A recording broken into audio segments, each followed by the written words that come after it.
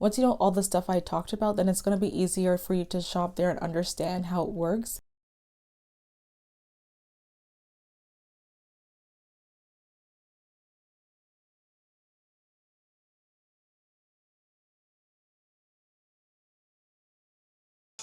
So Sephora is a one-stop shop. They have 4 different categories of sales. They have makeup, skincare, hair products, and fragrance. Now this makes it super convenient for everyone who shops there to get everything they need in the one place. So at Sephora, there are 3 different tiers that someone could be under. When they ask you to sign up, it is free. And I do recommend everyone signing up because it only benefits you in the long run when it comes to perks and different benefits that you can be able to participate in because you are an active account that shops there regularly during a sale time. So if you're a person without an account and you hear that there's a sale at Sephora, so Sephora collection, they have makeup stuff and they also have skincare. So that's all that you're going to be able to participate in, and that normally is 30% off during sale times. And there's always 2 sales that Sephora does in the spring and also in the fall. This is why it's beneficial to sign up, because you're not going to be able to be fully involved in sales if you're only able to be limited to different types of tiers. There's the Insider, there's also the VIB, and then there's the Rouge. Only 2 that everyone should be aiming to stay at is VIB and Rouge. Those are the only 2 that benefit from the sale than anyone else during sale time. So what most people do is when they hear the word sale at Sephora, if they don't have an account, they think that they're gonna go there and they're gonna get like all this discount on all the stuff that is in the store. But that's not true. You're going to be limited. In order to benefit from all the brands in the store on top of Sephora collection, the sale depends on your account status, as that's how you're going to get that additional percentage off of the other brand. Well, if you're a Rouge, you're going to get 20% off of the other brands, and Sephora collection, you're going to get 30% off. So you get 2 different things at the same time. The reason why you should have an account is not only to benefit from sales, but when you use the Sephora app, you're going to be able to get free shipping. So when you have an account, every dollar when you shop, 500 points equals $10 off. Now it's really about $10 off. The first thing I want to tell people is make sure that you use $10 off for something that you know you're not going to be returning. Why I say this is because you're going to lose the $10 off. You're not going to get that back.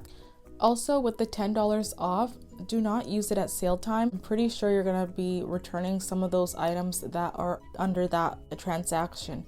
When you do that, you're not going to get $10 back. So I'm just going to let you guys know, never use $10 off for sale time. Unless you know that these are all the stuff you've been using and you know for sure you're not going to return them.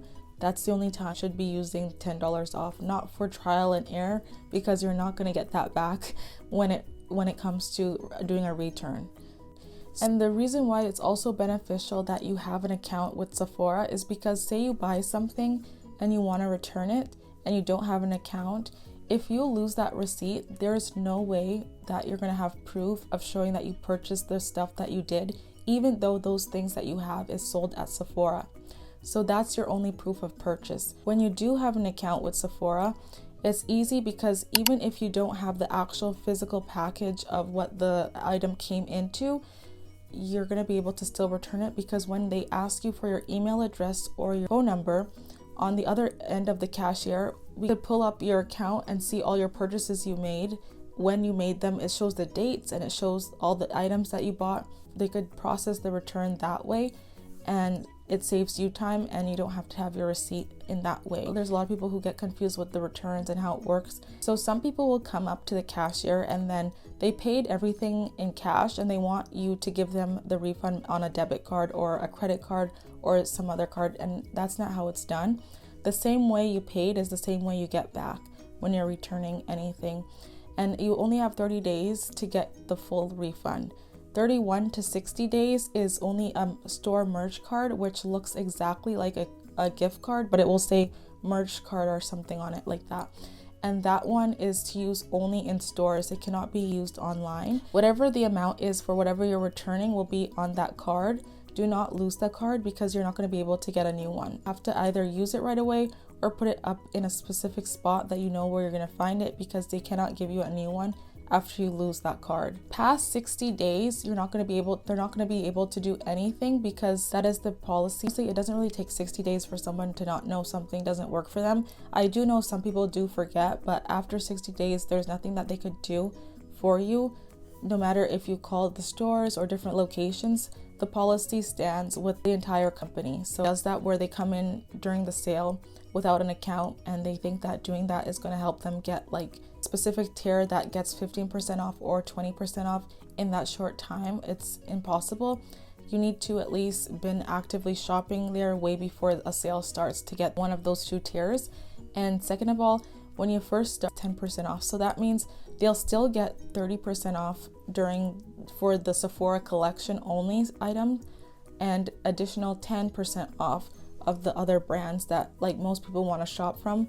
And obviously 10% is not really anything, like that's not even a sale, so that's all you would be getting if you're signing up at that sale time. It's very easy to keep your tier up. For example, I shop there a lot because I don't just buy makeup, I'm buying skincare and hair products as well. And additionally, sometimes I will go in and get some fragrances, so my tier always will remain at the same. When my skincare finishes, which it finishes quickly a lot of times, I go and repurchase all these stuff at once. So that's just how I am, and that's how I keep my tier up all the time. The next thing I want to talk about is the inactive accounts. Once you have an account and you become inactive means 12 months or more that you're not using. The terms and conditions under Sephora is like, it's a lot, so you guys could read it on your own time, but I just wanted to bring up the main things that people are mostly confused about, and hopefully I was able to be clear and tell you guys how things work. So I wanted to also put this in here. So people will say that Sephora is super expensive, but there's different brands at Sephora that is sold there that are affordable and reasonable. So the first thing I want to talk about, if for any makeup, I would start with the Sephora collection. If you are a person that was in drugstore fully and you want to just get a taste of what it is like shopping at Sephora, I would recommend Sephora collection. They have really affordable things, quality things. Just to show you guys a few things I have in my collection from Sephora.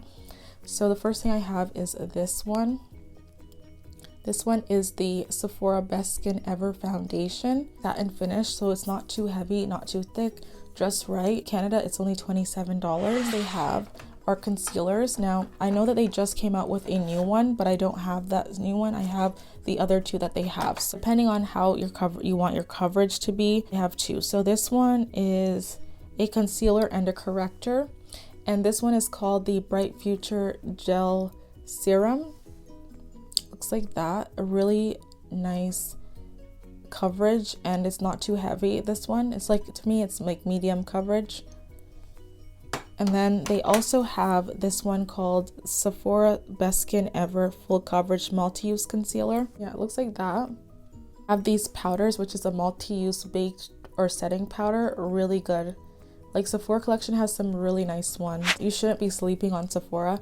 It has good quality stuff. And also, the next brand that I want to tell you guys about that you could shop at, Morphe, is sold at Sephora as well. Morphe in Sephora is not all the items, but they do have a good amount of stuff that you could look into if you're starting off with makeup, because Morphe is also an affordable brand. The next thing I would also check out is Rare Beauty. It's also an affordable brand. It's not super expensive, it's just right, reasonable.